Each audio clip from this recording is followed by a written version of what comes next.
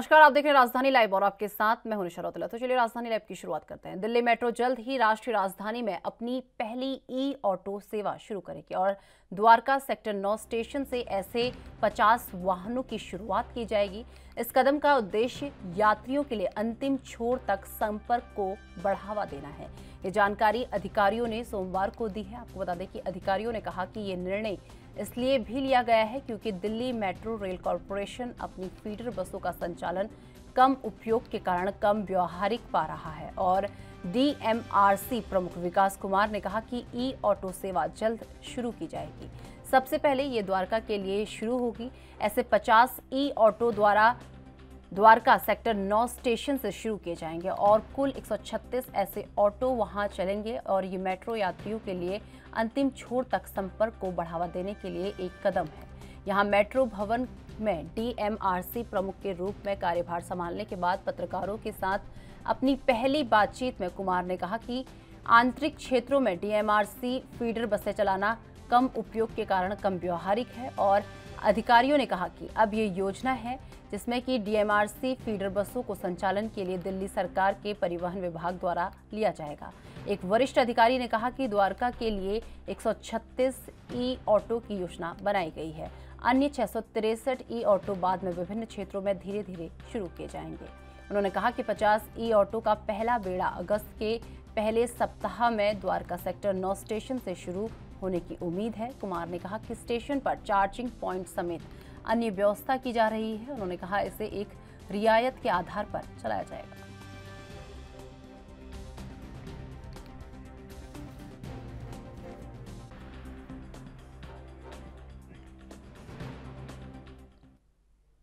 इस खबर पर अधिक जानकारी के लिए हमारे संवाददाता राजीव तिवारी हमारे साथ जुड़ चुके हैं। राजीव, जिस तरीके से दिल्ली मेट्रो जो है अब इलेक्ट्रॉनिक ऑटो सेवा की शुरुआत करने जा रही है, तो इसे लेकर क्या कुछ अपडेट अभी तक आपको मिल पाया है? देखिए, बिल्कुल सही कहा आपने। यहाँ पर बात करें जिस तरीके से दिल्ली सरकार की बात करें तो दिल्ली सरकार लगातार दिल्ली के अंदर पॉल्यूशन को लेकर कंट्रोल करने को लेकर लगातार ई बसों की बात करें, ई ऑटो की बात करें तो उसको लेकर लगातार प्रक्रिया अपनाई जा रही थी। मगर अब इसी की कड़ी के अंदर डीएमआरसी यानी कि दिल्ली मेट्रो की जो सर्विस है उसके अंदर भी इलेक्ट्रिक ऑटो को भी अब चलाया जा सकता है। यानी सीधे सीधे कहें तो लगातार कहीं ना कहीं दिल्ली के अंदर पॉल्यूशन की जो स्थिति है उसको कंट्रोल करने के लिए और डीएमआरसी यानी कि दिल्ली मेट्रो की तरफ से जो उनके जो सफर करने वाले हैं उनके लिए भी अब सुविधाएं कराई जाएंगी। तो इसको लेकर दिल्ली मेट्रो की बात करें तो दिल्ली मेट्रो लगातार कहीं ना कहीं प्रयास करता हुआ नजर आ रहा है और अब ई ऑटो को भी चालू किया जाएगा। यानी कि जो उनके जो पैसेंजर हैं उनके लिए कहीं ना कहीं सुविधाएं करने की बात की जा रही है और दिल्ली की डीएमआरसी जो है वो अब द्वारका सेक्टर 6 से लेकर इसकी शुरुआत की जाएगी और जो ई ऑटो होंगे उनकी भी संख्या बढ़ाई जा सकती है आने वाले दिनों के अंदर और कोशिश यही की जाएगी जो मेट्रो तक सफर करने वाले लोग हैं उनके लिए कोई भी दिक्कतें ना आए। और यहां तक की बात करें ई ऑटो की तो उसको भी लेकर दिल्ली मेट्रो की बात करें तो दिल्ली मेट्रो जो है वो इस संख्या को बढ़ा भी सकती है। मगर अभी जो शुरुआत है वो लगभग 50 के करीब की जाएगी और देखना होगा कि ये आने वाले दिनों के अंदर और ज्यादा बढ़ाई जाए। मगर दिल्ली मेट्रो की बात करें तो दिल्ली मेट्रो जो है वो दिल्ली सरकार के पॉल्यूशन कंट्रोल को लेकर कहीं ना कहीं अपना भी योगदान देती हुई नजर आ रही है। जी राजीव, इसकी जब शुरुआत हो जाएगी इससे यात्रियों को क्या क्या सहूलियत मिलती हुई नजर आ रही है? देखिए, बिल्कुल सही कहा आपने। यहाँ पर बात करें दिल्ली सरकार की बात करें, दिल्ली मेट्रो की बात करें तो दिल्ली मेट्रो जो है वो निरंतर प्रयास करती हुई नजर आ रही है और लगातार ये भी कोशिश की जा रही है जो मेट्रो के अंदर सफर करने वाले लोग हैं उनको कहीं ना कहीं सुविधाएं दी जा सके। मगर वो सुविधाएं लगातार कहीं ना कहीं आम जनता के लिए कहीं ना कहीं परेशानी बनती हुई नजर आ रही थी। मगर अब दिल्ली से मेट्रो जो है वो कहीं ना कहीं अपनी तरफ से भी ई ऑटो की कोशिश की जा रही है और इसको लेकर द्वारका सेक्टर 6 से भी इसकी शुरुआत की जाएगी। आने वाले दिनों के अंदर द्वारका सेक्टर की बात करें या फिर कहें नोएडा की बात करें या फिर और जगहों की बात करें तो वहां पर भी ई ऑटो की सर्विस जो है वो स्टार्ट की जाएगी। मगर अभी इस दिल्ली डीएमआरसी की तरफ से यह स्पष्ट नहीं किया गया कि किराया कितना होगा, कितना पैसेंजर को किराया देना होगा और इसकी संख्या कब बढ़ाई जाएगी ये अभी स्पष्ट नहीं कर पाई है डीएमआरसी। मगर डीएमआरसी की तरफ से बिल्कुल स्पष्ट किया जा रहा है कि दिल्ली के अंदर पॉल्यूशन की जो स्थिति बढ़ी हुई है उसको भी कंट्रोल किया जा सके और दिल्ली के मेट्रो के अंदर जो सफर करने वाले हैं उनको भी सुविधाएं ज्यादा से ज्यादा उपलब्ध कराई जाए। मगर देखना होगा लगातार इसकी जो प्रक्रिया अपनाई जा रही है डीएमआरसी की तरफ से, वो जनता तक किस तरीके से पहुंचेगी और जनता इससे कितनी संतुष्ट होती हुई नजर आएगी। जी राजीव, जिस तरीके से इलेक्ट्रॉनिक वाहनों की शुरुआत करने दिल्ली जा रहा है, राजधानी इलेक्ट्रॉनिक वाहनों की शुरुआत करने जा रही है, तो इस कड़ी में प्रदूषण से कितनी राहत होती हुई नजर आ रही है? देखिए, बिल्कुल सही कहा आपने। यहाँ पर बात करें दिल्ली सरकार की, तो दिल्ली सरकार निरंतर लगातार प्रयास कर रही थी कि दिल्ली के अंदर जो पॉल्यूशन है वो कंट्रोल होता हुआ नजर आया। इसी को लेकर दिल्ली सरकार ने ई व्हीकल की कोशिश की और यहाँ तक कि ये कोशिश जो है वो कारगर भी होती नजर आई। लगातार बसों की संख्या भी बढ़ाई जा रही है। ई बसों की बात करें, जब जिस तरीके से डीटीसी की बात करें तो डीटीसी के अंदर भी ई बसों को बढ़ाया गया है। लगातार ई कारों की बात करें, ई बाइकों की बात करें या फिर ई साइकिलों की बात करें, उसको लेकर भी दिल्ली सरकार कोशिश करती नजर आ रही है। मगर ये कोशिश जो है वो रंग लाती हुई भी नजर आ रही है, क्योंकि काफी हद तक जो है अभी तक का जो ई व्हीकल है वो कहीं ना कहीं लोग बाग इस्तेमाल कर रहे हैं, जिससे कहीं ना कहीं पॉल्यूशन की स्थिति जो है वो कंट्रोल होती नजर आ रही है। अब जिस तरीके से डीएमआर से भी इसके अंदर कोशिश करेगा और कहीं ना कहीं योगदान देगा और पॉल्यूशन की स्थिति को कंट्रोल करने के लिए ई ऑटो को सर्विस जो है वो स्टार्ट की जाएगी, तो कहीं ना कहीं जो मेट्रो के सफर करने वाले हैं उनको जरूर सुविधा मिलेगी, मगर दिल्ली के अंदर जो पॉल्यूशन है वो भी कंट्रोल होता हुआ नजर आएगा। और दिल्ली सरकार जिस तरीके से कोशिश कर रही है और डीएमआरसी भी अब योगदान देगी, तो उससे लगता है कि आने वाले दिनों के अंदर दिल्ली के अंदर पॉल्यूशन की स्थिति और ज्यादा कंट्रोल हो सकती नजर आएगी। जी राजीव, इस पूरे मामले में डीएमआरसी के अधिकारियों का क्या कुछ कहना है? देखिए, बिल्कुल सही कहा आपने। यहाँ पर बात करें डीएमआरसी की, तो डीएमआरसी की तरफ से भी कहीं ना कहीं जो उनके अधिकारी हैं वो लगातार स्पष्ट करते हुए नजर आ रहे हैं, मगर पुख्ता तौर पर अभी स्पष्ट नहीं कर पाएंगे कि इसकी जो ई ऑटो की सर्विस होगी वो कितनी बढ़ाई जाएगी, कहाँ कहाँ सर्विस रखी जाएगी, किराया कितना होगा।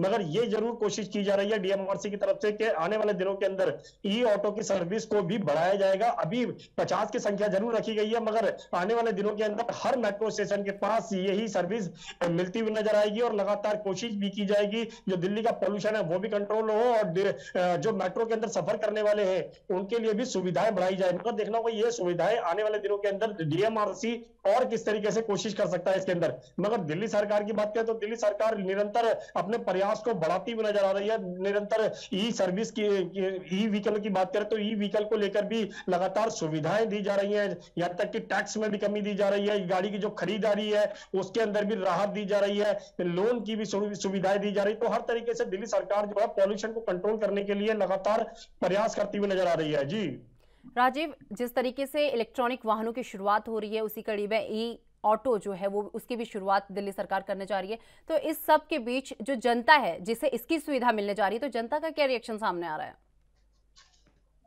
देखिए, बिल्कुल सही कहा आपने। यहाँ पर बात करें जनता की, तो जनता बिल्कुल अपनी तरफ से भी कोशिश करती नजर आ रही है, मगर कहीं ना कहीं जो ई व्हीकल है वो काफी महंगा लगता है, उनको लगता है, जिसकी वजह से वो अभी तक खरीदारी नहीं कर पा रही या फिर जो ई व्हीकल से कहीं ना कहीं बचते हुए नजर आ रहे हैं। मगर यहाँ पर बात करें आम जनता की, तो आम जनता जिस तरीके से अभी तक जो कह सकते दिल्ली सरकार के साथ होती नजर आ रही है पॉल्यूशन को कंट्रोल करने के लिए, अपनी गाड़ियों को या फिर कहें अपने व्हीकलों को ई व्हीकल के अंदर कन्वर्ट करवा रही है, यहाँ तक कि उसका जो चार्जिंग है वो दिल्ली सरकार को कुछ और कम करना चाहिए, ताकि जो ई व्हीकल लेने वाले हैं या फिर ई व्हीकल को कन्वर्ट करने वाले हैं उनके लिए कहीं ना कहीं राहत हो सकती है। मगर देखने वाली बात तो ये होगी कि आने वाले दिनों के अंदर दिल्ली सरकार इसके अंदर कितना बड़ा योगदान देगी और कितनी बड़ी राहत दे सकती है ताकि ई व्हीकल आसानी से खरीदे जा सके। जी राजीव, इस पूरे उसमें दिल्ली सरकार का क्या कुछ कहना है, जिस तरीके से इलेक्ट्रॉनिक वाहनों की शुरुआत हो रही है और ये लोगों को लेकर दिल्ली सरकार का क्या संदेश है इन वाहनों को लेकर? देखिए, बिल्कुल सही कहा आपने। यहाँ पर बात करें ई व्हीकल की, जिस तरीके से दिल्ली सरकार कोशिश कर रही है, अब डीएमआरसी भी कोशिश करती हुई नजर आ रही है, तो उससे कहीं ना कहीं पॉल्यूशन की स्थिति में जरूर सुधार होता हुआ नजर आ रहा है और लगातार इसके लिए जनता भी प्रयास करती हुई नजर आ रही है। जो डीजल गाड़ियां हैं या फिर पेट्रोल गाड़ियां उनको भी कहीं ना कहीं बेचा जा रहा है या फिर कबाड़े में दिया जा रहा है या फिर ई व्हीकलों को नया खरीदा जा रहा है या फिर उनको कन्वर्ट कराया जा रहा है पुराने ई व्हीकलों को। तो लगातार दिल्ली सरकार, दिल्ली की जनता जो है वो इसके लिए प्रयास करती हुई दिल्ली सरकार भी प्रयास करती हुई नजर आएगी। मगर दिल्ली सरकार को जो ई व्हीकल है वो लगातार जनता जो है वो कहीं ना कहीं महंगाई की वजह से कहीं ना कहीं एक तो महंगाई का मार पड़ती हुई नजर आ रही है उनके ऊपर, दूसरा ई व्हीकल जो है वो थोड़े बहुत महंगे पड़ते हुए नजर आ रहे हैं। तो इसको लेकर कहीं ना कहीं दिल्ली सरकार को कुछ और राहत देनी चाहिए ताकि ई व्हीकल जो है वो दिल्ली के अंदर ज्यादा से ज्यादा चले और कहीं ना कहीं पॉल्यूशन की स्थिति कंट्रोल हो। और दूसरा जो लेने वाले हैं यानी ग्राहक जो है या फिर कहें जो यूज करने वाले ई व्हीकल को, उनके लिए थोड़ा सा सस्ता भी पड़ता हुआ नजर आए। मगर कहीं ना कहीं अभी अभी जो ई व्हीकल है वो कहीं ना कहीं महंगा पड़ता हुआ नजर आ रहा है, जिसकी वजह से जनता जो है वो ई व्हीकल लेने से कहीं ना कहीं बचती हुई नजर आ रही है। मगर देखना होगा दिल्ली सरकार आने वाले दिनों के अंदर कितनी और सुविधाएं दे पाती है जनता को। जी तो चलिए, बहुत बहुत धन्यवाद राजीव हमारे साथ जुड़ने के लिए और ये तमाम जानकारी हमारे साथ साझा करने के लिए। तो आपको बता दें कि नए वाहनों की रजिस्ट्रेशन बिना किसी रुकावट के सुनिश्चित बनाने के लिए पंजाब के मुख्यमंत्री भगवंत मान ने मंगलवार को एक नई नागरिक सेवा की शुरुआत की है, जिसके तहत राज्य में ऑटोमोबाइल डीलरों को नए वाहनों में ई रजिस्ट्रेशन की इजाजत दी गई है। इस सेवा की शुरुआत करते हुए मुख्यमंत्री ने कहा कि ये ऐतिहासिक पहल है, जिसमें आम आदमी घर बैठे ही स्मार्ट रजिस्ट्रेशन सर्टिफिकेट प्राप्त कर सकेगा। मुख्यमंत्री ने कहा कि नए वाहन बेचने वाले निजी डीलरों को रजिस्ट्रेशन जारी करने का अधिकार देने का उद्देश्य लोगों को बड़ी राहत देना है, ताकि उन्हें नए वाहनों की रजिस्ट्रेशन के लिए रीजनल ट्रांसपोर्ट अथॉरिटी और सब डिविजनल मजिस्ट्रेटों के दफ्तरों में लंबी कतारों में न खड़ा होना पड़े। उन्होंने बताया कि निजी डीलर नए वाहन मालिकों के लिए इस सुविधा का प्रयोग खरीदारों के आधार नंबर के जरिए लॉगिन कर हासिल करेंगे। भगवंत मान ने कहा कि लॉगिन के बाद डीलर नए वाहनों का डेटा दस्तावेज अपलोड करेगा और वेरिफिकेशन मालिक के आधार नंबर के साथ ही की जाएगी। आपको बता दें कि मुख्यमंत्री ने कहा कि नए वाहनों की रजिस्ट्रेशन के लिए फीस और टैक्स ऑनलाइन भरे जाएंगे और नए वाहन मालिक को रजिस्ट्रेशन नंबर मौके पर ही मिल जाएगा। रजिस्ट्रेशन सर्टिफिकेट की मंजूरी डीलर के स्तर पर ही हो जाएगी और high security registration number plate भी डीलर ही लगाएगा।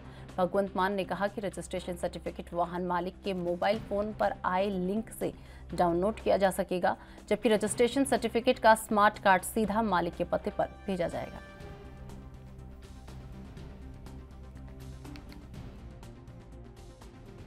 सत श्री अकाल जी। जिस तरह ਅਸੀਂ ਵਾਅਦਾ ਕੀਤਾ ਸੀ ਕਿ ਅਸੀਂ ਈ ਗਵਰਨਮੈਂਟ ਵੱਲ ਵਧ ਰਹੇ ਹਾਂ, ਬਹੁਤ ਸਾਰੀਆਂ ਚੀਜ਼ਾਂ ਅੱਜ ਕੱਲ੍ਹ ਆਨਲਾਈਨ ਮਿਲਣ ਲੱਗ ਗਈਆਂ, ਆਨਲਾਈਨ ਅਪਲਾਈ ਹੋਣ ਲੱਗ ਗਏ, ਦਫ਼ਤਰਾਂ ਦੀ ਖੱਜਲ ਖੁਆਰੀ ਜਿਹੜੀ ਹੈ ਉਹ ਬਚਣ ਲੱਗ ਗਈ। ਅੱਜ ਇੱਕ ਹੋਰ ਵੱਡਾ ਫੈਸਲਾ, ਇੱਕ ਹੋਰ ਵੱਡਾ ਸਟੈਪ ਪੰਜਾਬ ਗਵਰਨਮੈਂਟ ਵੱਲੋਂ ਮੈਂ ਤੁਹਾਨੂੰ ਦੱਸਣ ਲੱਗਿਆ ਕਿ ERC, ਜੀ ਹਾਂ, नॉन कमर्शियल ਵਹੀਕਲ ਜਿਹੜੇ ਨੇ, ਕਾਰਾਂ ਜਦੋਂ ਤੁਸੀਂ ਖਰੀਦਣ ਜਾਓਗੇ ਤਾਂ ਪਹਿਲਾਂ ਵਾਂਗੂ ਇਹ ਨਹੀਂ ਵੇਟ ਕਰਨੀ ਪੈਣੀ ਕਿ ਆਰਸੀ ਇੱਥੇ ਜਾਓ ਜੀ, ਕਾਗਜ਼ ਉੱਥੇ ਲੈ ਜਾਓ ਜੀ, ਇੱਥੇ ਲੈ ਜਾਓ। ਉਹ ਜਿਹੜਾ ਡੀਲਰ ਹੈ ਉਹ ਤੁਹਾਡਾ ਆਧਾਰ ਕਾਰਡ ਜਿਹੜਾ ਇੰਟਰ ਕਰੂਗਾ, ਡੀਲਰ ਕੋਲੇ ਪਾਸਵਰਡ ਨੇ, ਤਾਂ ਆਧਾਰ ਕਾਰਡ ਤੁਹਾਡਾ ਲਿੰਕ ਕਰਕੇ ਉਹ ਐਂਟਰ ਦਾ ਬਟਨ ਦਬ ਦੂਗਾ ਤਾਂ ਤੁਹਾਡੇ ਮੋਬਾਈਲ ਤੇ ਤੁਹਾਡੀ ਆਰਸੀ ਬਣ ਕੇ ਆ ਜਾਊਗੀ। ਉਸੇ ਦਿਨ ਹੀ ਨੰਬਰ ਵੀ ਉਸੇ ਦਿਨ ਸਿਲੈਕਟ ਹੋ ਜਾਊਗਾ, ਕਿਉਂਕਿ ਕੰਪਿਊਟਰ ਤੇ ਨੰਬਰ ਪਏ ਨੇ।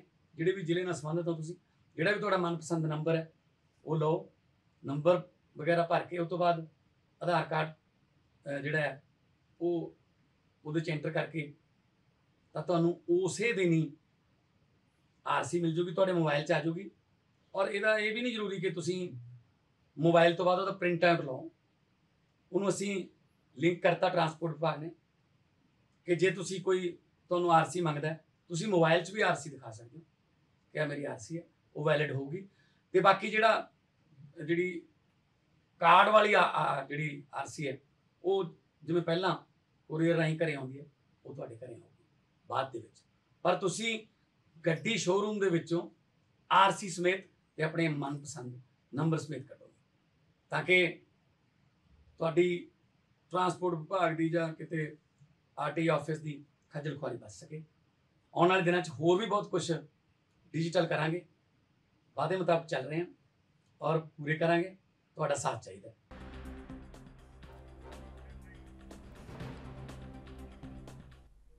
तो इस खबर पर अधिक जानकारी के लिए हमारे संवाददाता अमित कुमार हमारे साथ जुड़ चुके हैं। अमित, पंजाब सरकार जो है नए वाहनों के लिए ई रजिस्ट्रेशन सर्टिफिकेट की शुरुआत करने जा रही है, तो इसे लेकर क्या कुछ अपडेट अभी तक आपको मिल पाया है? हाँ जी, देखिए पंजाब सरकार की तरफ से एक बड़ी पहल है, ऐसी तौर पे हम कह सकते हैं रजिस्ट्रेशन अब आप जहां से ले रहे हैं वहीं पर आपकी हो जाएगी। पंजाब के लोगों के लिए एक बड़ी सहूलियत की बात की जा रही है। अगर हम कहें कि लगातार पंजाब में नए वाहनों की गिनती बढ़ रही है, लगातार पंजाब में लोगों की खरीदारी, गाड़ियों की खरीदारी, चाहे वो टू व्हीलर उसकी गिनती लगातार बढ़ती जा रही है। पर बार-बार सवाल ये कि व्हीकल रजिस्ट्रेशन के लिए कहीं ना कहीं डिले देखने को मिलता है। आप एक बार नई गाड़ी ले तो लेते थे, पर जब रजिस्ट्रेशन की बात आती है उसके लिए कहीं ना कहीं लंबी कतारों का सामना लोगों को करना पड़ता था। पर इसके लिए हमने एक नई सुविधा की शुरुआत की गई है कि अब हम कहते हैं कि जिस डीलर के पास से आप गाड़ी ले रहे हैं वही डीलर आपको आपकी गाड़ी की आरसी या फिर हम कहें कि रजिस्ट्रेशन सर्टिफिकेट बना के दे देगा। इसमें बकायदा आपके high security number plate included है। तो एक मेजर स्टेप है जिसपे अगर हम कहें कि जो खरीदार है उसको दर दर भटकना नहीं पड़ेगा कि पहले आरसी बनवाई, फिर आरसी बनवाने के जो कहते हैं हाई सिक्योरिटी नंबर प्लेट उसके लिए अप्लाई किया, उसके बाद हाई सिक्योरिटी नंबर प्लेट जाके लगवाई। तो ये सभी फैसिलिटीज एक ही जगह पे आपके अपने डीलर जहां से आपने गाड़ी ली उसके बाद अवेलेबल होगी। तो ये एक मेजर अगर हम कहें कि पंजाब के लोगों के लिए राहत और मेजर शुरुआत में हम इसे कंसिडर करें कि सारी फैसिलिटी ऑनलाइन अवेलेबल है कि आप घर बैठे ही अपना नंबर प्लेट या फिर हम कहें कि डीलर के पास बैठ के अपनी पसंद का नंबर चुन सकते हैं। उसके बाद आपके लिए जो भी अथॉरिटीज हैं जो भी वेरिफिकेशन है ऑन स्पॉट हो जाएगा। गाड़ी की डिटेल से लेके जो व्यक्ति बंदा खरीद रहा है उसकी वेरिफिकेशन से पर्सनल वेरिफिकेशन आधार कार्ड के बेस पे सब कुछ अब डीलर के एंड पर ही हो जाएगा। तो किसी तरह की डिले नहीं और किसी तरह का इशू नहीं आम जनता को फेस करना पड़ेगा। और साथ साथ जब वो नई गाड़ी लेके निकलेगा तो साथ साथ वो अपना नंबर लेके निकलेगा, जो कि ये कई बार देखने को मिलता है कि हम नई गाड़ी लेते हैं नीचे अप्लाइड फॉर लिखा हुआ देखने को मिलता था टेम्परेरी नंबर। तो वो एक चीज है जो पंजाब में बंद हो जाएगी। इसके से लोगों के अलग अगर हम कहेंगे ट्रांसपोर्ट डिपार्टमेंट के चक्कर ही बचेंगे और दूसरी तरफ लोगों को एक बड़ी राहत मिल जाएगी, सब कुछ इंस्टेंटली उनके पास अवेलेबल होगा। जी अमित, जिस तरीके से ई रजिस्ट्रेशन सर्टिफिकेट की शुरुआत होने जा रही है तो इसे लेकर सीएम भगवंत मान का क्या कुछ कहना है? अरे सीएम भगवंत मान सीधे तौर पे ये चीज कहता नजर आया कि आम जनता के लिए एक बड़ी राहत होगी कि बड़ी बड़ी लाइनें हमें ट्रांसपोर्ट डिपार्टमेंट में देखने मिलती थी कि लोग व्हीकल्स तो लेते थे पर जब रजिस्ट्रेशन की बारी आती थी या वेरिफिकेशन कराने की बारी आती थी या फिर फाइनली हम कहते हैं हाई सिक्योरिटी नंबर प्लेट लगवाने की बारी तो एक लंबी कतारों में लोगों को खड़ा होना पड़ता था। तो उस एक कतार से लोगों को निजात दिलाने के लिए, लोगों का समय बचाने के लिए ये बड़े कदम उठाए गए हैं और कहीं ना कहीं पंजाब के लोगों के लिए एक अच्छी राहत का काम करेंगे। जी अमित, जिस तरीके से आपने कहा कि लोगों का समय यहाँ पर बचेगा, जिस तरीके से अगर ये इसकी शुरुआत हो जाती है कहीं ना कहीं लोगों का समय जहाँ पर वो लंबी लंबी कतारों पर लगे रहते थे वो समय यहाँ पर बचता हुआ दिखाई दे रहा है। तो इतनी सुविधा मिलने के बाद लोगों का क्या क्या रिएक्शन है इस ई सर्टिफिकेट को लेकर? देखिए लोगों का कहना है कि ये एक अच्छी फैसिलिटी है। अगर हम कहेंगे सब कुछ चाहे हाई सिक्योरिटी नंबर प्लेट हो चाहे नंबर प्लेट आरसी खुद रेजिडेंस सर्टिफिकेट की बात करें, अगर सब कुछ डीलर एंड पे मिल जाता है और उन्हें अलग अलग चक्कर नहीं काटने पड़ते तो एक अच्छा इनिशिएटिव है। अगर हम कहेंगे विरोधी लगातार इस पे कुछ बोलने की कोशिश करते रहे कि उनकी सर्विस पहले भी उपलब्ध थी कि पहले से अकाली दल बात कहते हैं 2012 से सर्विस अवेलेबल थी पर उसका इतना रिस्पॉन्स नहीं देखा, तब भी लोगों को शायद इसके बारे में इतनी अवेयरनेस नहीं थी और लोग तब भी जाके ट्रांसपोर्ट डिपार्टमेंट के पास जाकर ही नए आरसी सर्टिफिकेट बनाते थे। पर अब क्योंकि इसको वाइड स्प्रेड इन्फॉर्म किया जा रहा है और अब पंजाब का हर डीलर ये कर सकता है कि हर एक डीलर के पास एबिलिटी होगी कि वो अपने जो अपने यहाँ गाड़ी बेच रहा है उसके लिए आरसी सर्टिफिकेट इश्यू कर सके। तो पूरे पंजाब के लोगों के लिए एक बड़ी राहत रहेगी। जी अमित, इस जो ये ई सर्टिफिकेट है इसे लेने के लिए लोगों को क्या फीस जो है देनी पड़ेगी? देखिए जो स्टैंडर्ड फीस होती है, अगर हम बात की जब आप एक आरसी की फीस देते हैं जो स्टैंडर्ड रोड टैक्स होता है आपको सिर्फ वही देना है, कोई एक्स्ट्रा चार्जेस नहीं, कोई फैसिलिटेशन चार्जेस नहीं, कोई कुछ भी एक्स्ट्रा किसी को भी नहीं देना पड़ेगा। जो हम आरसी बनाते हैं जो रोड टैक्स पेमेंट होती है सिर्फ वही आपको देनी पड़ेगी। तो कोई भी एक्स्ट्रा चार्ज आपको अपने एंड पर नहीं देना होगा। तो ये एक सुविधा ही है, अगर कहें कि आम जनता के लिए सुविधा है, बिना एक्स्ट्रा पैसा खर्च किए, बिना किसी दिक्कत, बिना किसी लंबी लाइन में लगे, वो एग्जैक्टली उतना ही अमाउंट भरेंगे जितना उनको अमाउंट भरना है और उनको अपने आरसी सर्टिफिकेट घर बैठे मिल जाएगा। जी जिस तरीके से एक बहुत अच्छी पहल यहाँ पर पंजाब सरकार द्वारा उठाई गई है तो इसे लेकर क्या विपक्ष का कोई रिएक्शन सामने आया हो? देखिए इसमें अगर हम कहें कि अकाली दल की तरफ से जरूर रिएक्शन सामने आया कि अकाली दल का कहना है कि हमारी तरफ से 2012 में ही ये स्कीम लॉन्च की गई थी। ऑफ कोर्स इसका वाइड स्प्रेड नहीं हो पाई थी या फिर कहें कि लोग इसके बारे में इतना अवेयर नहीं थे, के बाद भी लोग ट्रांसपोर्ट डिपार्टमेंट जाके अपनी गाड़ियों के रजिस्ट्रेशन सर्टिफिकेट बनाते रहे, लंबी लंबी लाइनों में लगते रहे हैं हाई सिक्योरिटी नंबर प्लेट्स के लिए। उनको डीलर्स के पास से अलग हटके एक अलग जगह पे जाके रजिस्टर कराना पड़ता था, उसके बाद 2 नंबर प्लेट लगती थी। तो कहीं ना कहीं अवेयरनेस की कमी थी और शायद इसलिए इतना वाइड स्प्रेड अकाली दल के समय पे नहीं हो पाया। पर ये सर्विस 2012 से ऑलरेडी चल रही थी, तो शायद हम कह सकते हैं इसे रीलॉन्च किया गया, रीपब्लिश किया गया और मोर कन्वीनियंट आम जनता के लिए बनाया गया ताकि अब हर एक डीलर के पास ये हो और हर एक डीलर अपने जो व्हीकल खरीदने आ रहे हैं जो लोग उनको अवेयर करके कि आपकी यहीं पर आरसी मिल जाएगी, आपको कहीं दर दर भटकने की जरूरत नहीं है। जी हमें जिस तरीके से अभी आपने कहा कि अकाली दल के समय पर जो ये स्कीम लागू की गई थी सिर्फ जागरूकता की वजह से ये स्कीम जो है चल नहीं पाई थी, लेकिन अभी जो ये स्कीम चलाई गई है तो यहाँ पर जागरूकता को लेकर क्या कुछ किया गया है? देखिए इसी चीज के लिए अगर हम कहें कि आम आदमी सरकार काफी ज्यादा जोर दे रही है, आम आदमी सरकार शुरू से ये चीज करती है, जो स्कीम को लाते हैं उसके लिए पहले अवेयरनेस लाते हैं। ये एक प्रायोरिटी रहने वाली है कि अब ये स्टेप इनिशिएट हो चुका है, तो अगर हम कहें कि अब लोगों में इसकी पब्लिसाइज भी किया जा रहा है, साथ ही साथ डीलर्स को सीधे तौर पे इन्फॉर्म करने के लिए कहा जा रहा है कि अगर आपके पास यात्रा का आपको इन्फॉर्म करना है कि आपके पास से ही नंबर मिल जाएगा, उनको कोई अलग से कहीं किसी और के पास जाने की जरूरत नहीं, किसी और लंबी लाइनों में लगने की जरूरत नहीं, ना ही नंबर प्लेट के लिए, ना ही आरसी के लिए। तो ये सीधे तौर पे डीलर्स ने अवेयर करना है कि हमारे पास ये सारी फैसिलिटी अवेलेबल है, आपको अलग से कहीं जाने की जरूरत नहीं है। जी तो चलिए, बहुत बहुत धन्यवाद अमित हमारे साथ जुड़ने के लिए और ये तमाम जानकारी हमारे साथ साझा करने के लिए। तो फिलहाल वक्त हो चुका है एक छोटे से ब्रेक का। ब्रेक के बाद फौरन हाजिर होते हैं।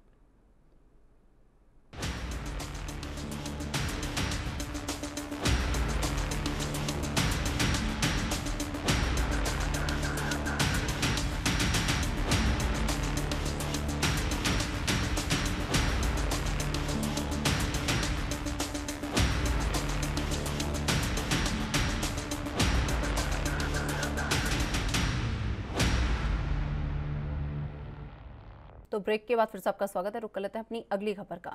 मुंबई में लगातार हो रही बारिश के कारण सड़कों पर गड्ढे बन गए हैं, जो गड्ढे अब दुर्घटनाओं को न्योता दे रहे हैं। आपको बता दें कि मुंबई से सटे बदलापुर इलाके के MIDC इलाके में 12वीं रोड पर हुए पाटहॉल की वजह से एक स्टॉप पर अलग अलग वक्त में 2 टेम्पू एक ही स्टॉप पर पलट गए। दोनों ही घटनाओं में दोनों ड्राइवर बुरी तरह से जख्मी हो गए। आपको बता दें कुछ दिन पहले घोड़बंदर रोड पर पाटहॉल में संतुलन खोने की वजह से एक व्यक्ति गिर गया था, जिसके पीछे से आ रही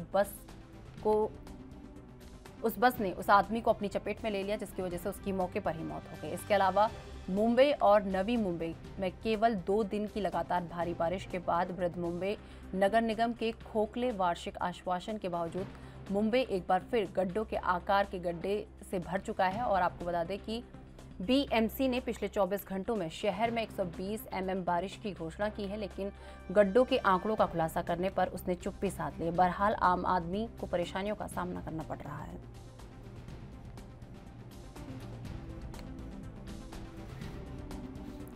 तो आपको बता दें कि लगातार मुंबई में हो रही बारिश के कारण अब सड़कों पर गड्ढे दिखने लगे हैं, जिसकी वजह से ये गड्ढे अब कई दुर्घटनाओं को न्योता देते हुए नजर आ रहे हैं। वहीं आपको बता दें कि मुंबई से सटे बदलापुर इलाके में MIDC इलाके के 12वीं रोड पर हुए गड्ढे की वजह से एक स्टॉप पर अलग अलग वक्त पर 2 टेम्पू ही स्टॉप पर पलट गए, जिसमें दोनों ही घटनाओं में आपको बता दें कि दोनों ड्राइवर बुरी तरह से जख्मी हो गए। कुछ दिन पहले घोड़बंदर रोड पर गड्ढे होने की वजह से जो ड्राइवर था उसने अपना जो है संतुलन खो बैठा था, जिसकी वजह से वो गड्ढे में जा गिरा और पीछे से आ रही बस ने उसे अपनी चपेट में ले लिया, जिसकी वजह से उसकी मौत हो गई। इसके अलावा मुंबई और नवी मुंबई में केवल 2 दिन की लगातार बारिश की वजह से बृहद मुंबई नगर निगम के खोखले वार्षिक आश्वासन के बावजूद मुंबई एक बार फिर गड्ढों के आकार से भर चुका है। आपको बता दें कि जबकि BMC ने पिछले 24 घंटों में शहर में 120 mm बारिश की घोषणा की है, लेकिन गड्ढों के आंकड़ों का खुलासा करने पर उसने चुप्पी साध ली है। बहरहाल आम आदमी को काफ़ी समस्याओं का इसमें सामना करना पड़ रहा है। तो लगातार जिस तरीके से मुंबई में भारी बारिश चल रही है, उसी बीच आपको बता दें कि सड़कों पर भी जो है इसकी वजह से गड्ढे आ गए और कहीं ना कहीं ये सरकार की पोल खोलती हुई नजर आ रही है। बारिश के कारण जिस तरीके से सड़कों पर गड्ढे आ गए हैं, तो ये कहीं ना कहीं सरकार की पोल तो खोल ही रही है, लेकिन साथ ही साथ दुर्घटनाओं को भी न्योता दे रही है। इन गड्ढों की वजह से मुंबई में आए दिन हादसे होते रहते हैं, जिसकी वजह से कई लोगों की मौत हो जाती है। तो इन गड्ढों की वजह से लोगों को काफ़ी समस्याओं का सामना करना पड़ता है और इसी के साथ मुंबई में जाम जैसी स्थिति का भी लोगों को सामना करना पड़ रहा है।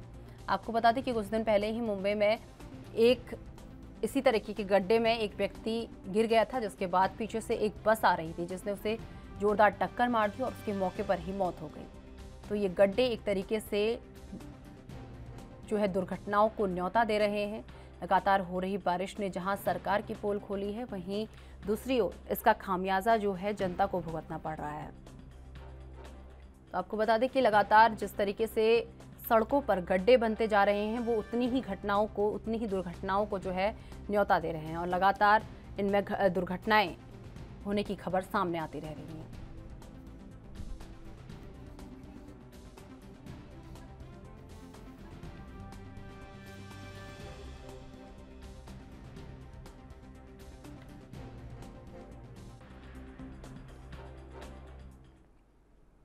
तो इस खबर पर अधिक जानकारी के लिए हमारे साथ हमारे संवाददाता सत्यप्रकाश सोनी हमारे साथ जुड़ चुके हैं। सत्यप्रकाश, जिस तरीके से मुंबई में लगातार बारिश हो रही है, जिसके चलते अब सड़कों पर गड्ढे बन चुके हैं और इन गड्ढों की वजह से अब रोजाना जो है दुर्घटनाएं मुंबई में देखने को मिल रही है, तो अब तक कितनी दुर्घटनाएं इन गड्ढों के चलते हो गई हैं?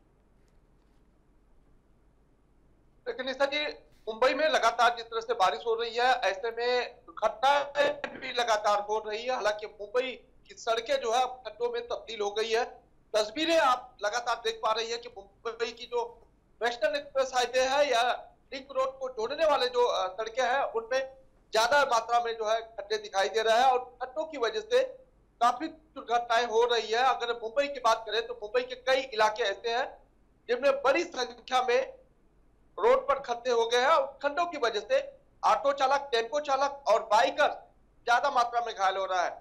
जो सीसीटीवी फुटेज बरामद किया गया है उसमें सीधे तौर पर देखा जा रहा है एक ही स्पॉट पर दो जो है टेम्पो जो गिरते हैं और उसमें जो है दोनों ड्राइवर पूरी तरह से घायल हो जाते हैं।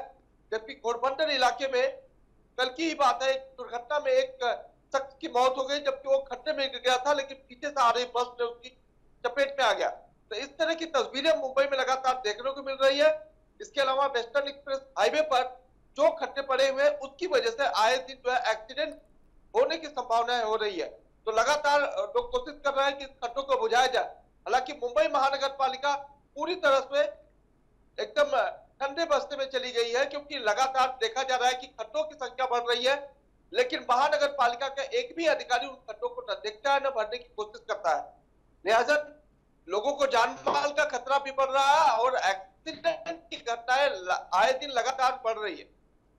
सत्यप्रकाश, जिस तरीके से लगातार जो है गड्ढे, बारिश के चलते गड्ढे सड़कों पर बन रहे हैं, तो इन्हें भरने के लिए राज्य सरकार द्वारा क्या क्या किया जा रहा है? क्या इंतजाम राज्य सरकार द्वारा किए गए हैं? देखिए, फिलहाल राज्य सरकार द्वारा किसी भी तरह का कोई यार, कोई आदेश, कोई निर्देश नहीं दिया गया है। हालांकि मुंबई महानगर पालिका के नेतृत्व में खड्डों को भरना होता है, लेकिन ये हर साल जो है करोड़ों का बजट होता है खड्डों को भरने के लिए, नालों की सफाई के लिए, रोड की मरम्मत के लिए, लेकिन एक भी काम मुंबई महानगर पालिका नहीं कर रही है। हालांकि शिवसेना इस वक्त जो है बेहद दुर्दर स्थिति में है, क्योंकि शिवसेना का जो है दो गुटों में बच जाना शिवसेना के लिए बेहद आघात हुआ है। इस वजह से भी माना जा रहा है कि शिवसेना जो मुंबई की सड़कें हैं उस पर ज्यादातर ध्यान नहीं दे पा रही है। हालांकि आने वाले समय में मुंबई महानगर पालिका का चुनाव है, शिवसेना के इस पर ध्यान देना चाहिए, लेकिन शिवसेना ध्यान नहीं दे रही है।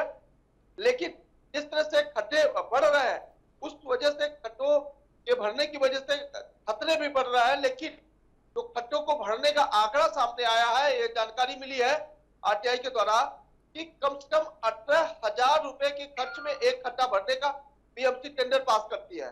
अब एक खड्डे भरने के लिए अगर 18,000 लगता है तो आखिरकार इसकी भरपाई क्यों नहीं होती है? अगर भरपाई होती है तो टेंडरिंग किसको दिया जाता है? तो तमाम सवाल खड़े होते हैं। जिसको टेंडर दिया जाता है वो इस तरह का काम क्यों नहीं करता है? एक्सीडेंट जब हो जाता है तो एक्सीडेंट की जिम्मेदारी कौन लेगा? जिनकी मौत हो जाती है उनकी मौत की जिम्मेदारी कौन लेगा? उनके परिवार के रख रखाव की जिम्मेदारी कौन लेगा? तो तमाम सवाल खड़े होते हैं। लेकिन ये मुंबई में पहली बार नहीं हुआ। मुंबई की बारिश जब भी होती है तो इस तरह के खड्डे बनते हैं और तमाम सामाजिक कार्यकर्ता इसको बुझाने की कोशिश करते हैं, लेकिन मुंबई महानगर पालिका है कि सुनती है, समझती ही नहीं। सत्यप्रकाश, जिस तरीके से लगातार गड्ढे सड़कों पर बनते जा रहे हैं, तो इससे लेकर आम जनता को किन किन समस्याओं का सामना करना पड़ रहा है? बिल्कुल अनिता जी, देखिए ज्यादातर जब खड्डे होते हैं तो कुछ आम नागरिक, आम समाज सेवी खुद जो है खड्डों को बुझाने की कोशिश करते हैं। जैसा कि तस्वीरों में हर साल देखने को मिलता है कि काफी लोग ऐसे हैं जिनकी मौत खड्डे से हो गई, उनके परिजन जो है खड्डे बुझाते हैं। अब इस तरह की स्थिति है कि मुंबई में जब खड्डे हो जाते हैं तो अपने आसपास के इलाकों को में जो है लोग खड्डों में मिट्टियां डालते हैं या तो रेत डालते हैं, ऐसे में जो दुर्घटना हो ना हो। लेकिन इस वक्त की बारिश में जिस तरह से खड्डे हुए हैं वो मुश्किल नहीं, बेहद मुश्किल है, क्योंकि लगातार खड्डों की संख्या देखा जाए तो वो हजारों की संख्या में खड्डे दिखते हैं। अब ऐसे में दुर्घटना होने के ज्यादा चांसेस होते हैं, क्योंकि जब बारिश होती है तो पानी भर जाता है। ऐसे में खड्डों का आकार और गहराई का अंदाजा लोगों को नहीं होता है। इस वजह से या तो बाइकर गिर जाते हैं या तो पेडेस्ट्रियन उसमें फंस जाते हैं। तो इस तरह की स्थिति मुंबई में है और खड्डों की वजह से बेहद चिंताजनक स्थिति बनी हुई है। हालांकि अब कहे तो कहे किसको, क्योंकि सरकार नहीं है। अब मुंबई महानगर पालिका सुनती नहीं है। हाईवे जो है वेस्टर्न एक्सप्रेस हाईवे MMRDA के अंतर्गत पे आता है, सरकार कोई निर्देश नहीं दिया है।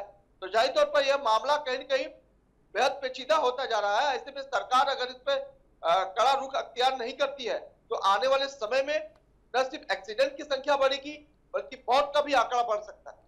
तो चलिए, बहुत बहुत धन्यवाद सत्यप्रकाश हमारे साथ जुड़ने के लिए और ये तमाम जानकारी हमारे साथ साझा करने के लिए। तो आपको बता दें कि हिमाचल प्रदेश में मानसून खूब तबाही मचा रखी है। राज्य में अब तक बरसात के दौरान भारी बारिश में 116.62 करोड़ रुपए की सरकारी व गैर सरकारी संपत्ति तबाह हो गई है। अकेले लोक निर्माण विभाग को 110 करोड़ रुपए की चपत लग चुकी है और 29 जून से 11 जुलाई तक सड़क दुर्घटनाओं, भूस्खलन, बाढ़ इत्यादि कारणों से 33 लोगों की जान जा चुकी है, जबकि 4 लोग लापता हैं। बरसात में लोगों के 33 पालतू मवेशी भी भूस्खलन और बाढ़ की चपेट में आ गए हैं और इस दौरान एक पक्का और 8 कच्चे मकान पूरी तरह से क्षतिग्रस्त हो गए हैं, जबकि 11 पक्के व 44 कच्चे मकानों की आंशिक क्षति उन्हें पहुंची है। भारी बारिश से 6 दुकानें और 44 गौशाला भी क्षतिग्रस्त हुई हैं। प्रदेश में सोमवार सुबह तक बारिश के बाद 91 सड़कें और 67 विद्युत ट्रांसफार्मर बंद हो गए थे, लेकिन दोपहर बाद 16 सड़कें और 7 DTR और 17 पेयजल योजनाएं ही अवरुद्ध हुई। इन्हें 2.85 करोड़ का नुकसान आंका गया है। इसके साथ ही मौसम विभाग ने सोमवार को ताजा बुलेटिन जारी कर आगामी 4 दिन तक कुछ एक स्थानों पर भारी बारिश का येलो अलर्ट जारी किया है। इस दौरान मैदानी व निचले व मध्यम ऊंचाई वाले कुछ एक क्षेत्रों में तेज बारिश हो सकती है और प्रदेशवासियों को नदी नालों के आसपास नहीं जाने की एडवाइजरी जारी की गई है। प्रदेश में 1 जून से 10 जुलाई तक सामान्य से औसतन 8% कम बारिश हुई, जबकि 1 जुलाई से 10 जुलाई तक सामान्य से 29% अधिक बारिश रिकॉर्ड की गई है। यानी जुलाई माह में मॉनसून ने हिमाचल में को खूब भिगोया है, जबकि जून में प्री मॉनसून इस बार फीका रहा।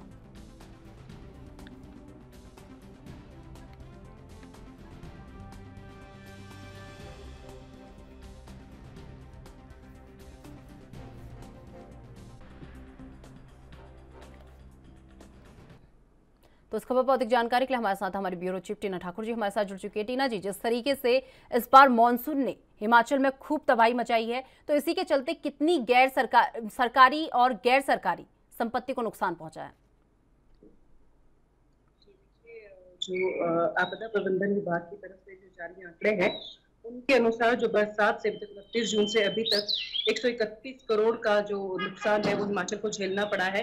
इसमें सरकारी संपत्ति भी शामिल है और निजी संपत्ति भी शामिल है। इसके अलावा जो है 125 करोड़ का अकेला जो नुकसान है वो लोक निर्माण विभाग को झेलना पड़ा है।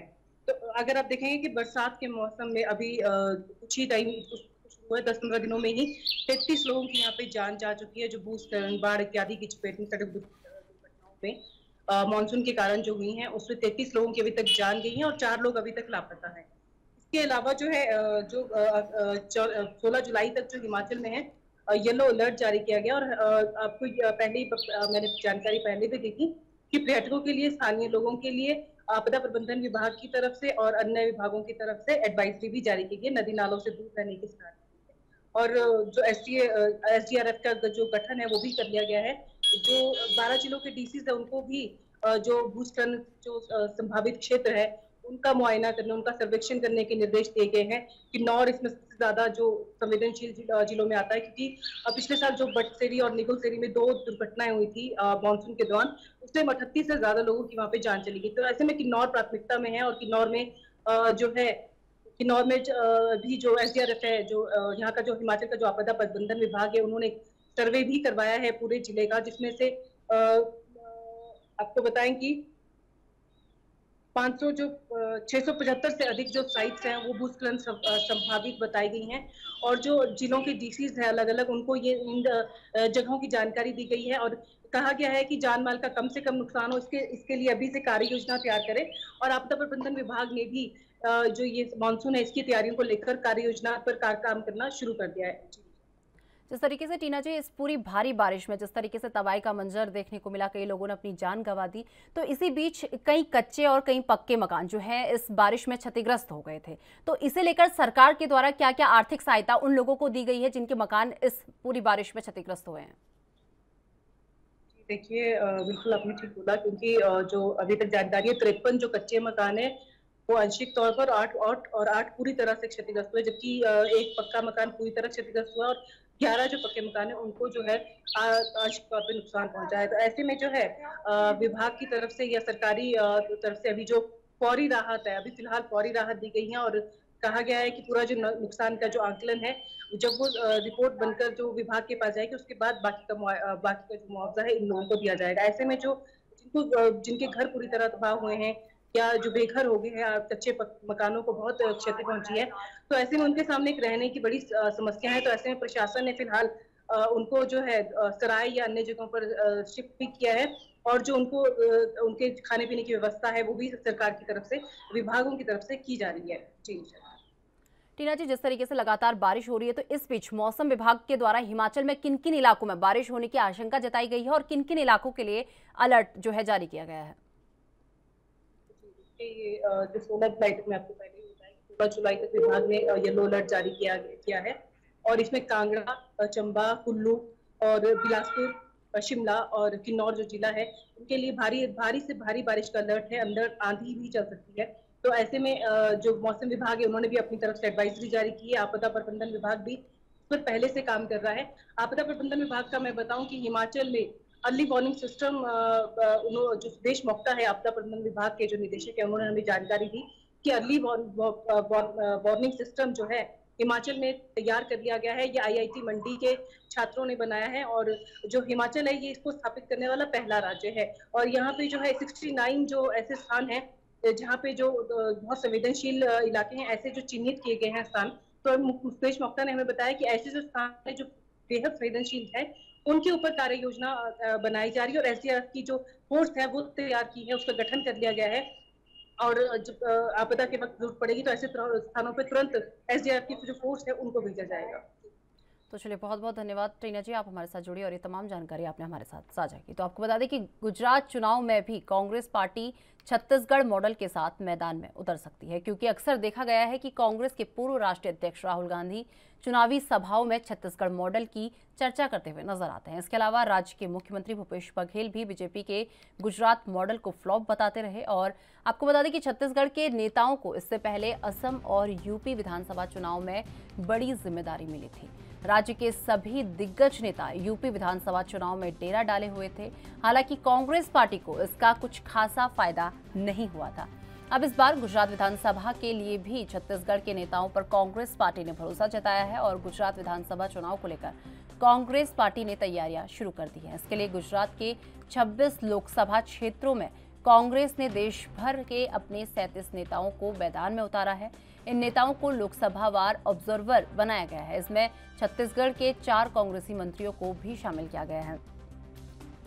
इसके लिए AICC ने बुधवार को नियुक्ति का आदेश जारी किया है। कांग्रेस के छत्तीसगढ़ के उच्च शिक्षा मंत्री उमेश पटेल को साबरकांठा और स्कूल शिक्षा मंत्री प्रेम साई टिकाम को, आपको बता दें कि अहमदाबाद, और खाद्य और संस्कृति मंत्री अमरजीत भगत को खेड़ा लोकसभा क्षेत्र और नगरीय प्रशासन मंत्री शिव कुमार को डहेरिया और सूरत का ऑब्जर्वर बनाया गया है। और इसी के साथ आपको बता दें कि गुजरात विधानसभा चुनाव में छत्तीसगढ़ के नेताओं को उतारने के पीछे एक बहुत बड़ी वजह है। हाल ही में हुए असम और यूपी चुनाव में कांग्रेस पार्टी ने छत्तीसगढ़ मॉडल को सामने रखा था और राज्य में कांग्रेस सरकार की योजनाओं की यूपी चुनाव में जमकर चर्चा हुई थी। इसमें किसानों की कर्ज माफी, धान का समर्थन मूल्य 2000 से 2500 रुपये किए जाने और गोबर खरीदी जैसी योजनाएं शामिल हैं।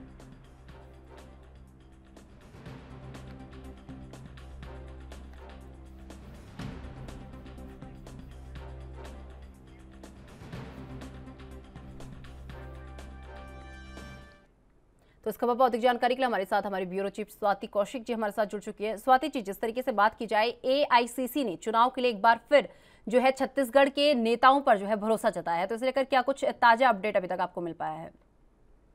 देखिए निशा, चुनाव अभी होने हैं हिमाचल में और गुजरात में। तो जो कांग्रेस का शीर्ष नेतृत्व है केंद्र का, उसने छत्तीसगढ़ के नेताओं पर अपना भरोसा जताया है। छत्तीसगढ़ के अब तक 5 मंत्री जो हैं उनको गुजरात में बतौर ऑब्जर्वर भेजा गया था, लेकिन कल जो लिस्ट आई है उसमें स्वास्थ्य मंत्री जो है टीएस सिंहदेव जी, उनको भी गुजरात में बतौर ऑब्जर्वर भेजा जा रहा है। 15 तारीख को वहां पे महत्वपूर्ण जो बैठक है वो होनी है, और कल इन सारी चीजों को लेकर दिल्ली में बैठक हुई है। तो वहीं हिमाचल चुनाव के लिए मुख्यमंत्री भूपेश बघेल को बतौर सीनियर ऑब्जर्वर नियुक्त किया गया है। इन सारी चीजों में देखने वाली बात यही है निशा, क्योंकि छत्तीसगढ़ अभी प्रदेश में एकमात्र ऐसा राज्य बचा है जहां पर बहुमत के साथ कांग्रेस की सरकार चल रही है और लगातार चल रही है। ये यहाँ पर डिस्टर्बेंस वाली कोई बात अभी तक आई नहीं है, क्योंकि बहुमत है, 90 सीट है, 71 कांग्रेस के पास है अभी। तो इन सारी चीजों को देखते हुए और इनके जो मॉडल है, अभी कांग्रेस सरकार का जो प्रदेश में मॉडल चल रहा है, छत्तीसगढ़ मॉडल, इसकी चर्चा पूरे देश में हो रही है। चाहे वो गोधन की बात कर ले, चाहे इनकी महत्वाकांक्षी योजना नरवा गरवा घुरवा बाड़ी की बात कर ले, गोबर खरीदी को लेकर के ले, चाहे बिजली बिल हाफ को लेकर के ले, तो ये जो योजनाएं हैं इनकी, वो उसकी चर्चा हर तरफ हो रही है। चाहे अभी आत्मानंद स्कूल की बात कर ले, तो जो हमारे पास अभी सूचना आई है उसके हिसाब से तो जो मंत्री हैं जो ऑब्जर्वर बनकर यहाँ से गए हैं, कल जो लिस्ट आई है, माननीय टीएस सिंहदेव जी स्वास्थ्य मंत्री, वो भी गुजरात के लिए हैं। तो इस तरह से गुजरात में भी 6 मंत्री जो हैं वो वहां पर चुनाव प्रचार में बतौर ऑब्जर्वर रहेंगे, और सीएम साहब हिमाचल प्रदेश में बतौर सीनियर ऑब्जर्वर रहेंगे। निशा, जिस तरीके से गुजरात में जो है, गुजरात के लिए छत्तीसगढ़ के कांग्रेस के कई मंत्रियों को जो है जिम्मेदारी सौंपी गई है, तो गुजरात में किन क्षेत्रों में क्या क्या जिम्मेदारी इन मंत्रियों को सौंपी गई है? जी निशा, अगर हम बात करें तो शिव डहरिया जो यहाँ पे नगरीय प्रशासन एवं श्रम मंत्री है, उनको सूरत की जिम्मेदारी दी गई है। स्कूली शिक्षा मंत्री है प्रेम साय सिंह टेकाम जी, उनको अहमदाबाद ईस्टर्न की जिम्मेदारी दी गई है। राजस्व मंत्री जयसिंह अग्रवाल को गांधीनगर की जिम्मेदारी दी गई है। उच्च शिक्षा मंत्री हैं उमेश पटेल जी, उनको साबरकांठा लोकसभा क्षेत्र की जिम्मेदारी दी गई है।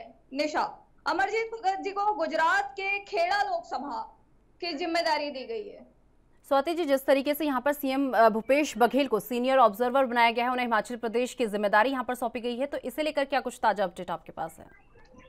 देखिए निशा, बात वही हो रही है कि हिमाचल प्रदेश में अगर हम बात करें तो 1985 के बाद से लगातार जो सत्ता है वो परिवर्तन चल रहा है।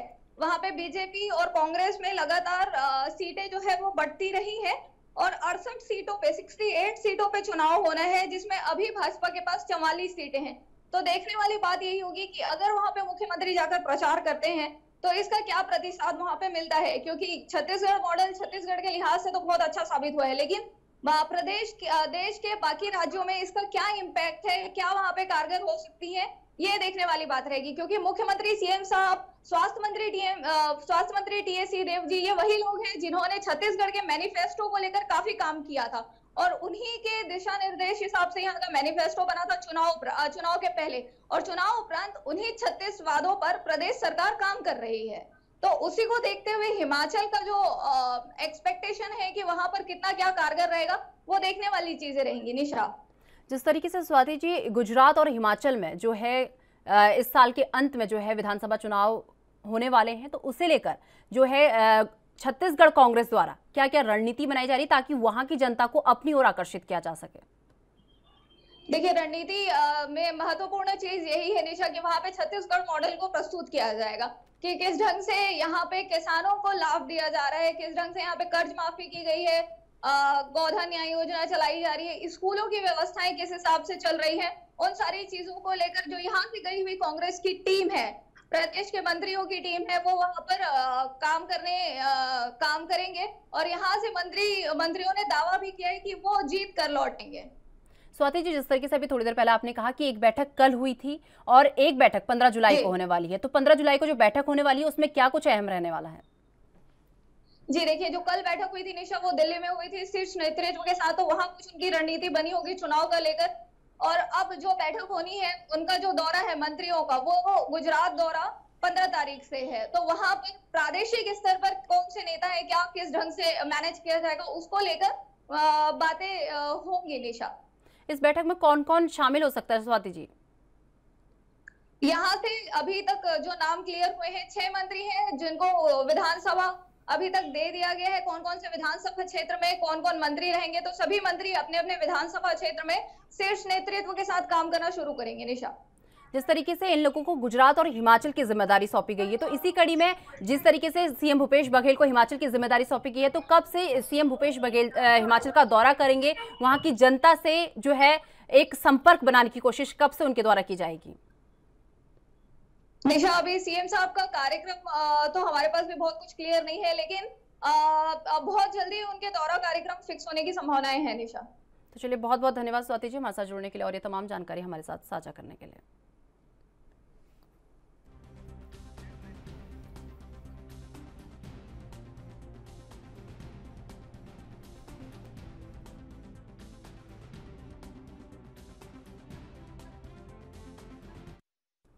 उत्तराखंड में विश्व प्रसिद्ध चारधाम यात्रा जारी है। सूबे में मानसून आने के बाद भले ही चारधाम यात्रा में आने वाले श्रद्धालुओं की संख्या में कमी आई है, लेकिन अब सबसे बड़ी चुनौती सरकार और प्रशासन के सामने कांवड़ यात्रा की है। मुख्यमंत्री पुष्कर सिंह धामी का कहना है कि कांवड़ यात्रा को सफल संचालन के लिए सरकार और प्रशासन पूरी तरह से तैयार है और मानसून को देखते हुए एसडीआरएफ और एनडीआरएफ की टीमों को राज्य के विभिन्न स्थानों पर तैनात किया गया है।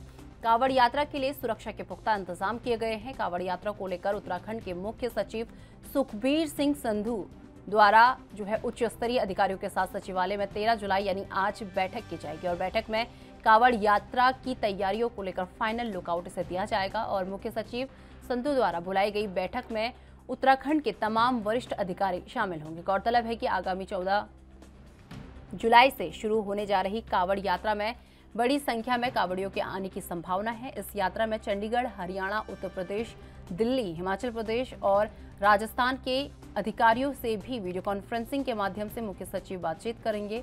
उम्मीद जताई जा रही है कि कांवड़ यात्रा में करीब 4 करोड़ कांवड़ यात्री उत्तराखंड आ सकते हैं। ऐसे में उत्तराखंड की सीमाओं पर सुरक्षा व्यवस्था और कांवड़ यात्रियों की सुविधा के लिए पुख्ता इंतजाम के साथ साथ कुछ बंदिशों को लेकर भी मुख्य सचिव दिशा निर्देश जो हैं दे सकते हैं।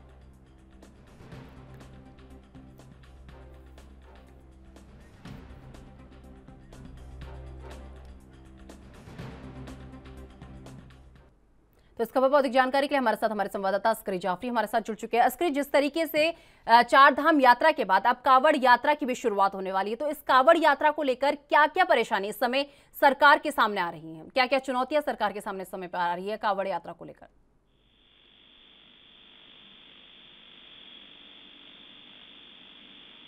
अस्करी, आप तक हमारी आवाज मिल पा रही है? तो जिस तरीके से आपको बता दें कि चार धाम यात्रा के बाद अब जो है कांवड़ यात्रा भी जो है शुरू होने वाली है, तो उसे लेकर सरकार के सामने तमाम चुनौतियां सामने आ रही हैं। उत्तराखंड में विश्व प्रसिद्ध चार धाम यात्रा जारी है और सूबे में मानसून आने के बाद ही भले ही चार धाम में आने वाले यात्रियों की संख्या में कमी आई हो, लेकिन अब सबसे बड़ी चुनौती सरकार और प्रशासन के सामने कांवड़ यात्रा की है। आपको बता दें कि मुख्यमंत्री पुष्कर सिंह धामी का कहना है कि कांवड़ यात्रा में सफल संचालन के लिए सरकार व प्रशासन पूरी तरीके से तैयार है और मानसून को देखते हुए एसडीआरएफ और एनडीआरएफ की टीमों को राज्य के विभिन्न स्थानों पर तैनात किया गया है।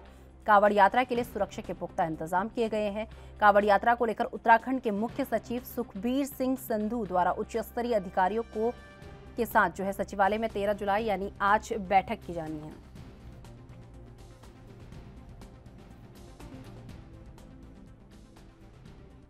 तो इस खबर पर अधिक जानकारी के लिए हमारे संवाददाता अस्करी जाफरी हमारे साथ जुड़ चुके हैं। अस्करी, जिस तरीके से जो है चारधाम यात्रा लगातार जारी है और उसी बीच अब कांवड़ यात्रा भी जो है शुरू होने वाली है, तो इसे लेकर सरकार के सामने क्या क्या चुनौतियां सामने सरकार के आ रही हैं?